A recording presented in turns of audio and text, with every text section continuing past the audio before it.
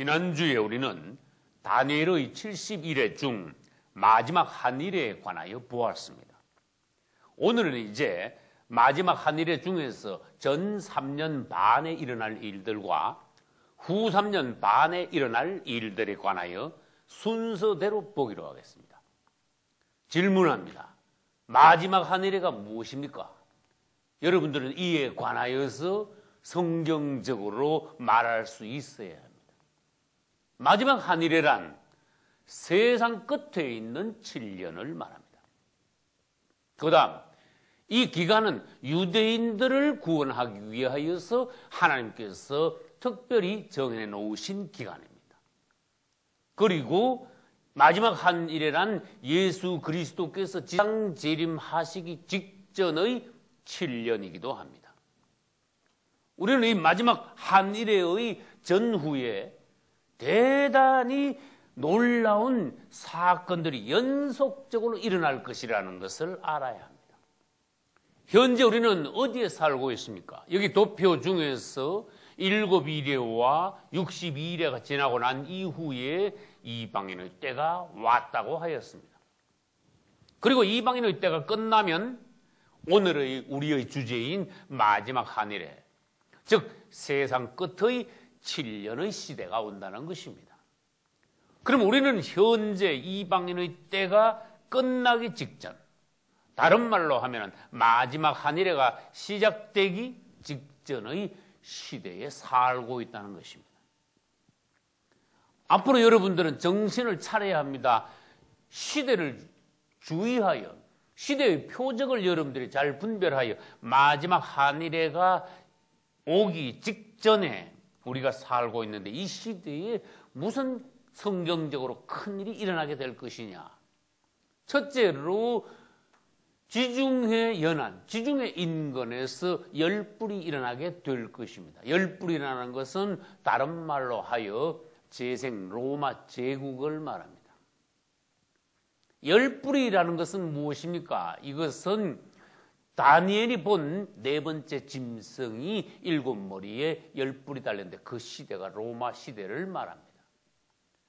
또한 10이라는 숫자는 어디에 나옵니까? 다니엘서 2장에서 느부갓네살 왕이 꿈에서 본 큰 신상의 끝부분이 10발가락으로 되어 있습니다. 10발가락 시대는 그러므로 열불의 시대라는 것입니다. 그것은 완전히 시대 말입니다. 종말이라는 것입니다.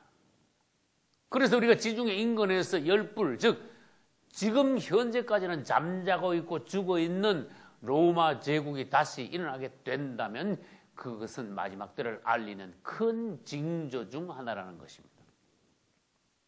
그리고 주님께서는 에스겔서 39장과 또 이사야와 신명기 등등에서 계속적으로 예언하시고 약속하셨습니다. 온 땅에 흩어져 있는 유대인 디아스포라들이 마지막 때가 되면은 본국으로 돌아오되 한 명도 남김없이 모두 다 가나안 땅으로 돌아올 날이 있게 될 것이다. 할렐루야. 이것은 하나님의 기적적인 역사입니다. 하나님이 아니면 사람으로서는 도저히 이루어낼 수 없는 기적인 것입니다. 마지막 때를 알리는 징표인 것입니다.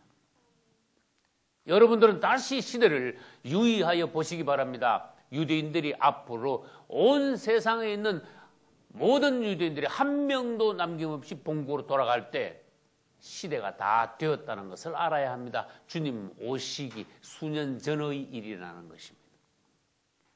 이제 유대인들이 본국으로 돌아가면은 바로 무슨 일이 있습니까? 러시아가 이스라엘을 침공한다는 것입니다. 그러다가 하나님의 개입하심으로 이 러시아 군대는 모두 다 머기토 평야에서 멸망당하게 될 것입니다. 주님을 찬양합니다.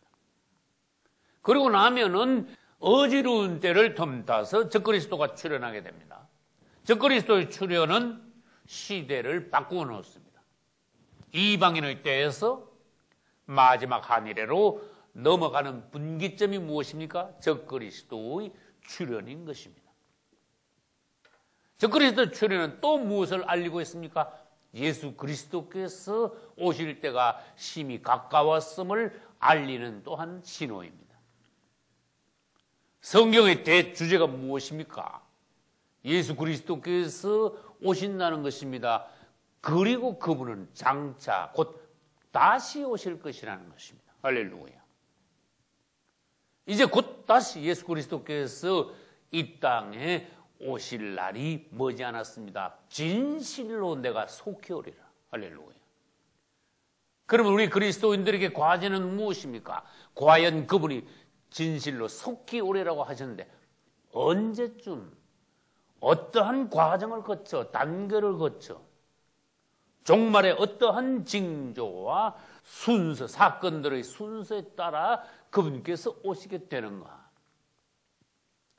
우리는 느닷없이 그분이 오시게 되는가? 아니면 그분이 오시기 전에 어떠한 징조와 순서를 밟아 그 다음에 그분이 오시게 되는가? 그것을 성경을 통하여 연구하고 또한 미리 대비해야 하는 것입니다. 할렐루야. 주님이 오시기 전에는 반드시 징조가 있습니다.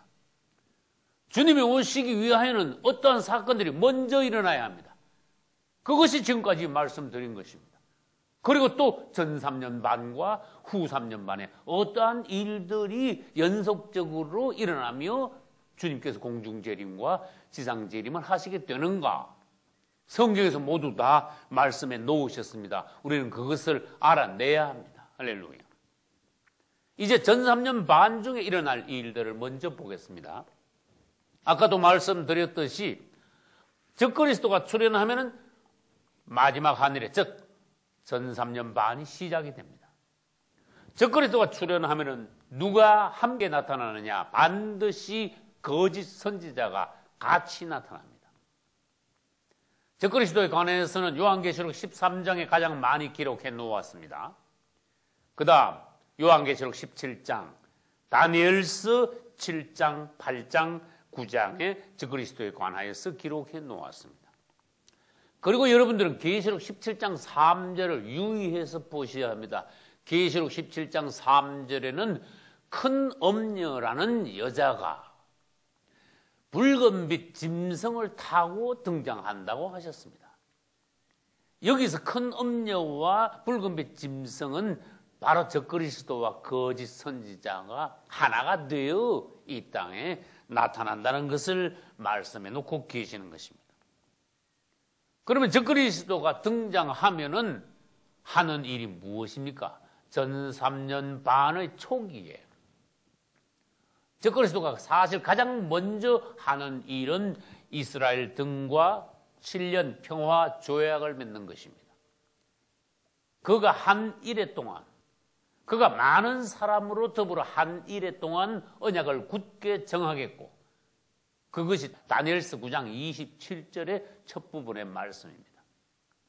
그가 많은 사람으로 더불어 적그리스도가 유대인 등과 더불어 7년 평화조약을 맺게 된다고 하셨습니다. 그 7년 평화조약이 무엇입니까? 7년 평화조약을 맺음으로써 그때부터 마지막 한일회가 시작된다는 것입니다. 세상 끝에 있는 7년이 그날부터 시작된다는 것입니다. 이제 그때부터 시작하여 참으로 이 땅은 마지막을 향하여서 놀라운 사건들이 계속 일어나게 된다는 것입니다. 인류 최후의 7년. 우리는 정신을 차리고 그때가 오는 것을 미리 알고 있어야 합니다. 적그리스도가 등장하면 영안이 열려있는 거듭난 깨어있는 성도들은 그를 바로 알아낼 수 있습니다. 그러나 아무리 그리스도인이라고 하지만은 영분별이 없고 깨어있지 못한 성도들은 그가 등장해도 저게 누구냐 알아볼 수 없다는 것입니다. 심지어 가짜 종들은 적그리스도가 나타나면은 그에게 성도들을 갖다가 붙이는 그런 마귀적인 역사를 하는 것이 가짜 종들입니다. 특히 어떤 종교는 전 세계 모든 교우들을 적그리스도에게 갖다 붙이게 될 것입니다. 우리는 깨어 영안이 열려 적그리스도가 나타나기 전에 미리 알아야 하며 그가 나타났을 때 바로 볼 수 있어야 합니다. 이겨야 합니다. 할렐루야. 그 다음 적그리스도는 나타나면은 이스라엘 등과 7년 평화조약을 맺을 뿐만 아니라 예루살렘에 현재 남아있지 않은 성전을 짓게 할 것입니다. 이스라엘에 지금 성전이 있습니까? 없습니다. 예루살렘에 성전이 지금까지 역사적으로 3번 지어졌습니다. 그러나 3번 다 무너졌습니다. 결과적으로 지금 예루살렘 성전터에는 성전이 없고 대신 오마르 사원이라는 회교 사원이 그 자리에 서 있는 것입니다. 이스라엘 사람들에게는 통탄할 일인 것입니다. 그러나 적그리스도는 등장하면은 꾀를 내어 그 회교 사원을 다른 곳에 더 좋은 곳에 더 좋게 지어 옮겨주고 솔로몬 성전 터위에 이스라엘 역사상 4번째의 성전을 지을 수 있도록 조치를 한다는 것입니다. 그럼 1차 성전부터 3차 성전까지 이스라엘 성전 역사를 잠깐 살펴보겠습니다. 1차 성전을 솔로몬 성전, 2차 성전은 스룹바벨 성전, 3차 성전은 헤롯 성전이라고 합니다. 앞으로 4번째 성전을 짓게 되면은 그것은 적그리스도가 짓게 하는 성전입니다. 1차 성전은 솔로몬이 건축했습니다. BC 1011년부터 7년간 건축했습니다. 그러다가 400수십 년 뒤인 BC 586년에 바벨론의 느부갓네살 왕에 의하여 솔로몬 성전은 파괴되고 말았습니다. 그리고 유대인들은 바벨론의 포로 되어 갔습니다. 70년 만에 돌아왔습니다. 성전 건축을 시작했지만은 수십 년 동안 성전 건축은 되지 못하였습니다. 이후에 BC 457년에 성전을 건축하기 시작했습니다. 그렇다가 또 우여곡절 끝에 49년 만에 성전 건축이 끝났습니다. 그것이 2차 성전인 스룹바벨 성전인 것입니다. 그 2차 성전도 약 400년 뒤인 BC 63년에 로마 장군 폼페이라는 장군이 와서 그 성전을 파괴시키고 말았습니다.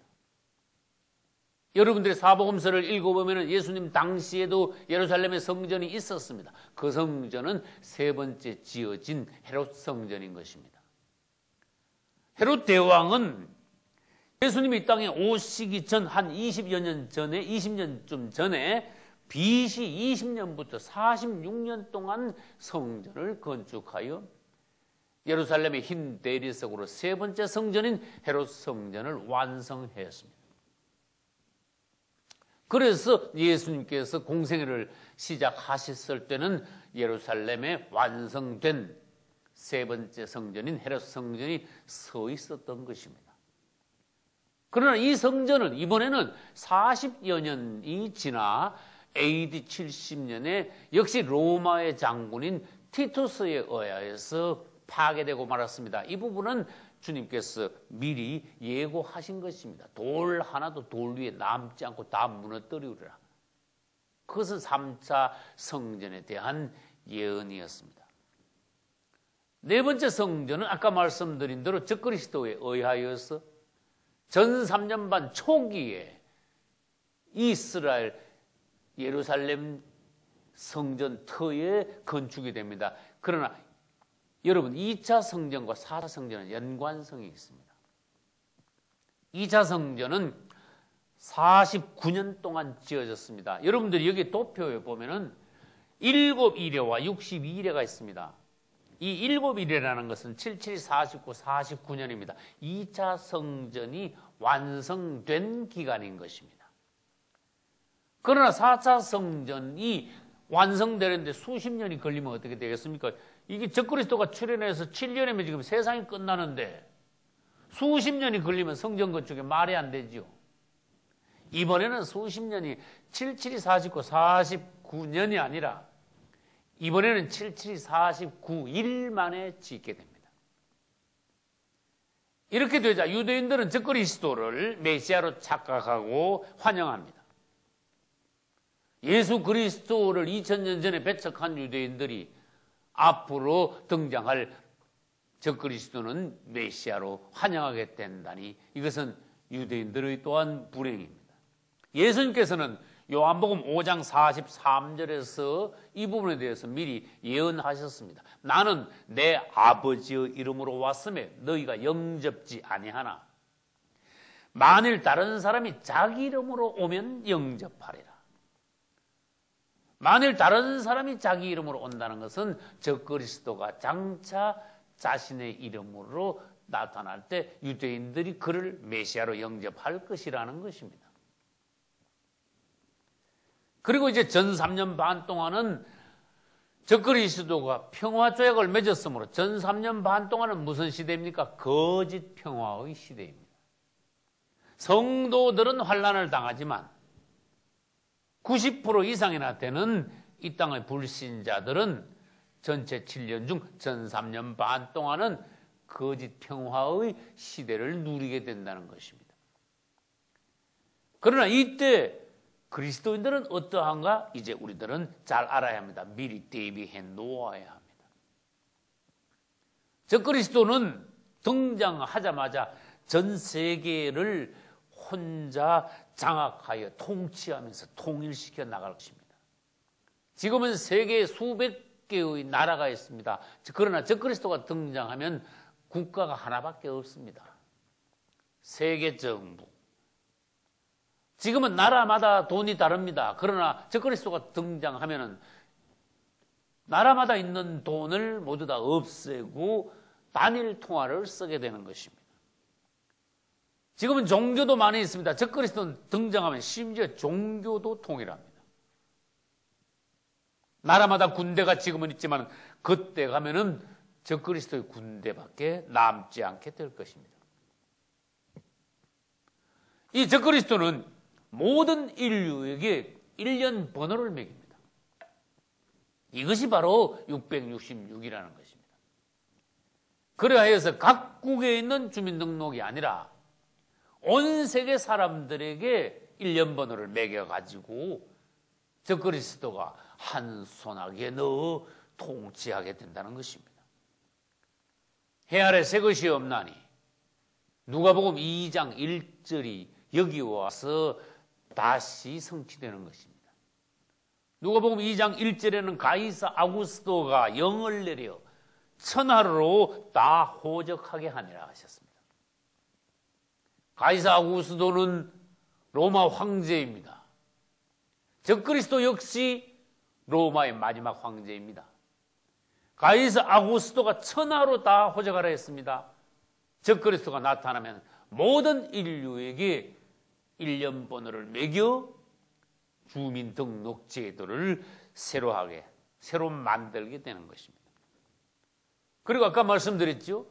666이라는 것은 사회적으로 신분을 나타내는 표이기도 하지만은 현금과 수표와 카드를 다 없애고 오른손이나 이마에 666표를 찍어 그것으로 돈 역할을 하게 한다는 것입니다. 경제 활동을 하게 한다는 것입니다. 이것을 계시록 13장 16절로 18절에 주님이 말씀해 놓았습니다. 저가 모든 자의 오른손이나 이마에 표를 받게 하고 이 표를 가진 자 외에는 매매를 못하게 하니라. 지혜 있는 자들은 이 짐승의 수를 세어보라. 이것은 사람의 수니 곧 666이니라. 사람의 오른손이나 이마에 적그리스도가 등장하면 표를 찍게 합니다. 현금과 수표와 카드를 다 없앱니다. 그러나 666표 받기를 누가 거절합니까? 거듭난 성도들은 거절합니다.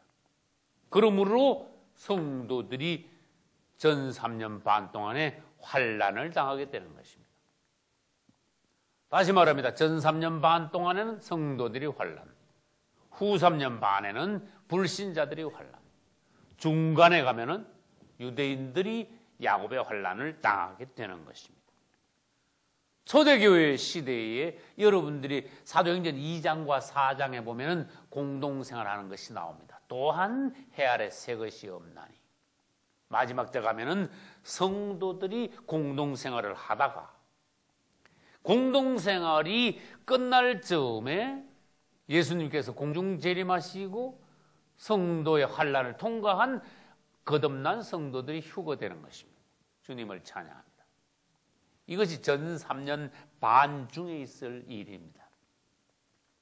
그 다음 아까 말씀드렸듯이 마지막 하늘의 중간 지점에 가서 무슨 일이 있습니까? 7년 평화조약을 맺은 후에 1260일이 되면 중간 지점에 옵니다. 전 3년 반은 1260일입니다. 후 3년 반도 1260일입니다. 1260일이 되는 그 시점에서 적그리스도는 갑자기 7년 평화조약을 파기해 버립니다. 그것은 다니엘서 9장 27절에 있습니다.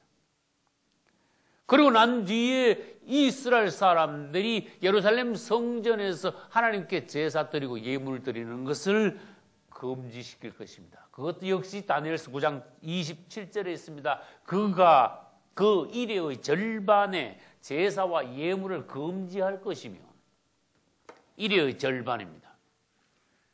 예루살렘 성전에서 드리는 제사와 예물을 금지합니다. 그 대신에 무엇을 세웁니까? 예루살렘 성전에 적그리스도의 우상을 세웁니다. 다니엘서 9장 27절에서는 적그리스도의 우상을 미운 물건이라고 했습니다. 미운 물건이 날개를 의지하여 서게 된다.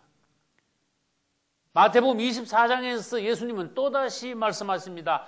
너희가 다니엘의 말한 바 멸망의 가정한 것이 거룩한 곳에 선 것을 보거든, 그렇게 말씀하셨습니다. 이 예루살렘 성전에 적그리스도의 가정한 우상이 서게 되는데 그것은 유대인들에게 또한 환난을 예고하는 것입니다.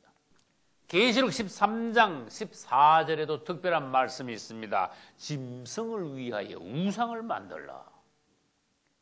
적그리스도는 결국 자신을 위하여 우상을 만듭니다. 경배를 강요합니다. 그러나 유대인들이 모두 다 우상 경배를 거절합니다.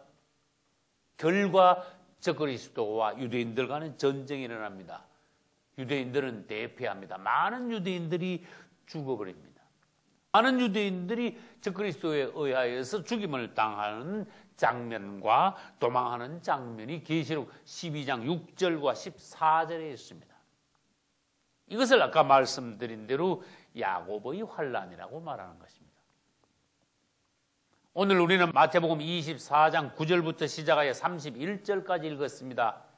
그중 마태복음 24장 9절에도 환난이라는 단어가 나오고 21절에도 환난이라는 단어가 나오고 29절에도 또 환난이라는 단어가 나옵니다. 마태복음 24장에 환난이라는 단어가 3번 나오는데 이 환난은 모두 다 다른 것입니다. 제일 처음에 나오는 9절에 나오는 환난은 성도의 환난이며 21절에 나오는 환난은 야곱의 환난, 이스라엘의 환난이며 29절에 나오는 환난은 대환난인 것입니다. 성도들은 666 표박기를 거절함으로 적그리스도로부터 성도의 환난을 당합니다. 이스라엘 사람들은 우상에게 경배하기를 거절함으로 적그리스도로부터 야곱의 환난을 당합니다. 그리고 불신자들은 하나님의 복음을 받아들이기를 거부함으로 대환난을 당합니다. 하나님과 적그리스도로부터 대환난을 당합니다. 이제 후 3년 반에 들어가면 어떻게 됩니까? 유대인들이 도망하여 하나님께서 예비하신 도피처에서 회개하고 예수 그리스도를 그때야 영접하게 됩니다. 할렐루야. 그리고 적그리스도는 이 후 3년 반 동안에 짐승이 되어 아주 포악한 정치를 함으로써 땅에 있는 모든 사람들을 죽이게 될 것입니다. 계시록 13장 5절에는 짐승이 42달 일할 권세를 받으리라고 하였습니다. 이때 42달이 어디입니까? 전 3년 반도 42달이고 후 3년 반도 42달입니다. 그중에 적그리스도가 포악한 정치, 수정 정치를 하는 기간은 후 3년 반 42달 대환란의 기간 동안이라는 것입니다. 계시록 9장부터 시작하여 후 3년 반이 시작됩니다. 즉 다섯의 나팔이 불리울 때부터 대환란이 시작됩니다. 그리하여 계시록 16장에 가서 마지막으로 7 대접이 부어지면 대환란은 끝나게 되는 것입니다.